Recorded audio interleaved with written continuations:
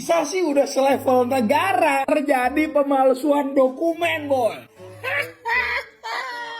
Astaga, dini hari dapat berita kocak begini, boy. Karena pasalnya Malaysia resmi dijatuhi hukuman oleh FIFA karena pemalsuan dokumen. Sudah terbiasa terjadi, tante. Kok bisa ini terjadi, boy? Ini level negara bukan tarkam loh. Langsung aja, mari kita bahas.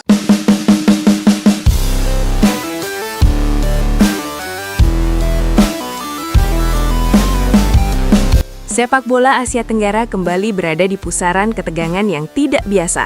Banding Malaysia di CAS belum juga diputuskan. Publik sudah bersiap sejak tadi subuh. Jam pengumuman yang sempat beredar luas di media sosial. Timeline sudah penuh hitung mundur. Media menyiapkan breaking news. Akun-akun pengamat bola sudah menyiapkan analisis cepat. Namun ketika waktu yang dinanti itu lewat begitu saja tanpa pernyataan resmi, suasana langsung berubah. Yang muncul bukan kejelasan, melainkan penundaan. Pekan depan, begitu kabarnya. Dan sejak detik itulah spekulasi mulai bergerak liar. Nama Football Association of Malaysia atau FAM kembali jadi pusat perhatian. Federasi yang selama beberapa bulan terakhir mencoba menata citra dan stabilitasnya, kini kembali berada di ruang tunggu. Bukan ruang ganti stadion, bukan ruang konferensi pers kemenangan, melainkan ruang tunggu keputusan hukum internasional. Banding yang mereka ajukan ke Court of Arbitration for Sport belum menemukan titik akhir. Harusnya diumumkan tadi subuh. Faktanya, tidak. Di media sosial, reaksi datang cepat. Ada yang langsung menuduh ini tidak mungkin cuma soal teknis. Ada yang bilang ada permainan. Ada yang menuding ada tekanan federasi tertentu. Bahkan nama Asian Football Confederation ikut terseret dalam obrolan publik. Padahal secara struktur, CAS berdiri independen. Mereka bukan di bawah AFC. Mereka bukan bagian dari FIFA. Mereka adalah Badan Arbitrase Olahraga Internasional yang menangani sengketa berdasarkan dokumen, fakta, dan argumen hukum. Panelnya dipilih khusus, sidangnya tertutup, putusannya final dan mengikat. Secara teori, prosesnya steril dari intervensi eksternal. Tapi publik tidak selalu bergerak dengan teori. Publik bergerak dengan momentum. Dan momentum tadi subuh sudah terlanjur dibangun. Ketika momentum itu hilang tanpa penjelasan detail, ruang kosong tercipta. Ruang kosong itulah yang diisi asumsi. Dalam dunia media sosial yang bergerak cepat, penundaan 1 minggu terasa seperti 1 bulan. Setiap jam tanpa klarifikasi menjadi bahan diskusi. Setiap jeda menjadi bahan curiga. Kenapa banding ini penting? Karena ini bukan sekadar sengketa administratif kecil. Ini menyangkut sanksi. Dalam sepak bola modern, sanksi bukan hanya soal denda atau surat teguran. Sanksi bisa berdampak pada partisipasi turnamen, pembatasan transfer, pengurangan poin, bahkan pembekuan aktivitas tertentu. Ia bisa mempengaruhi ranking, reputasi, dan kepercayaan sponsor.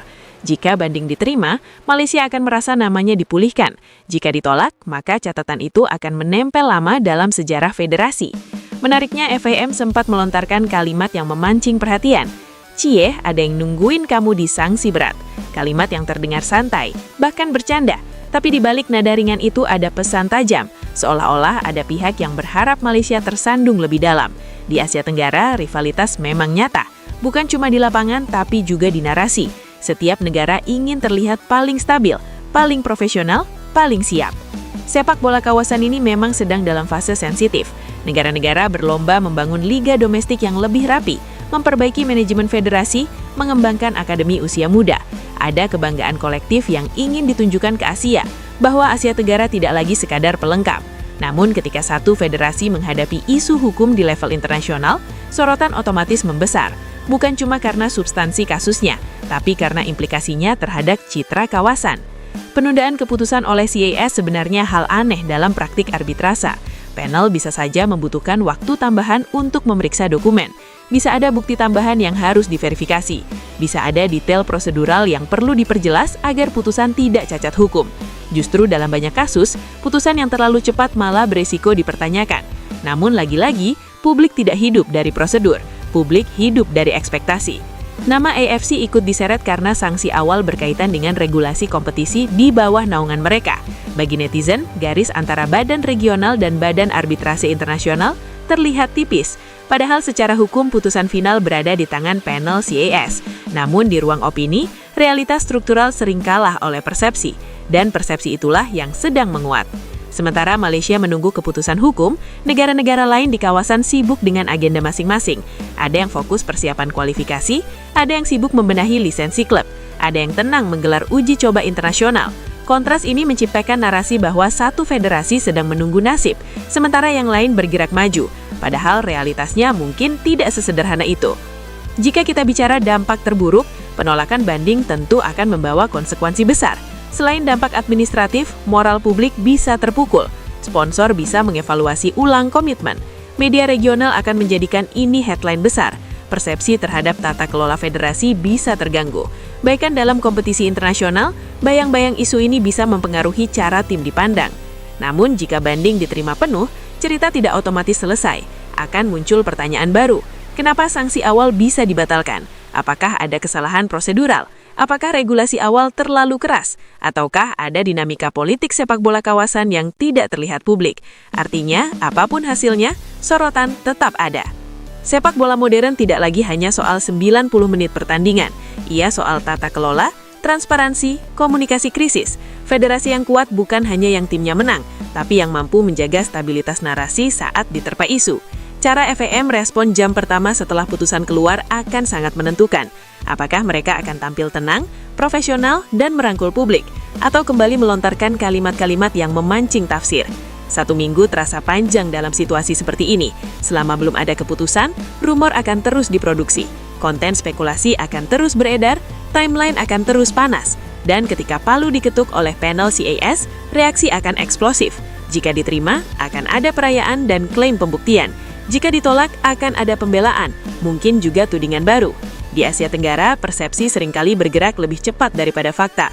Dan saat ini, Malaysia sedang bermain di 2 arena sekaligus, arena hukum dan arena opini publik. Arena hukum punya prosedur jelas, waktu terukur, dan dokumen formal. Arena opini publik liar, cepat, dan penuh emosi. Mengelola 2 arena ini secara bersamaan bukan perkara mudah. FAM berada di persimpangan reputasi. Mereka harus memastikan komunikasi tetap terkendali, menjaga hubungan dengan AFC tetap profesional, dan pada saat yang sama meredam spekulasi domestik. Transparansi menjadi kunci, bukan membuka seluruh dokumen hukum, tapi memberi penjelasan rasional tentang proses dan timeline. Kehilangan terlalu lama hanya akan memperlebar ruang asumsi. Sepak bola kawasan ini memang sedang tumbuh, namun pertumbuhan selalu diiringi ujian. Kasus banding Malaysia ini bisa menjadi pelajaran penting tentang pentingnya tata kelola yang rapi dan komunikasi publik yang matang. Apapun hasilnya pekan depan, dampaknya akan melampaui satu dokumen putusan. Ia akan mempengaruhi cara publik melihat federasi, cara negara lain menilai stabilitas kawasan, dan cara sponsor membaca resiko. Pekan depan, ketika keputusan resmi keluar dari CAS, satu fase akan berakhir. Tapi sangat mungkin fase baru justru dimulai. Karena dalam sepak bola modern, krisis bukan hanya soal menang atau kalah di meja hijau. Ia soal bagaimana bangkit, bagaimana merespon, dan bagaimana menjaga kepercayaan. Malaysia kini menunggu, dan seluruh Asia Tenggara ikut menatap. Bukan hanya pada isi putusan, tapi pada cara mereka melangkah setelahnya.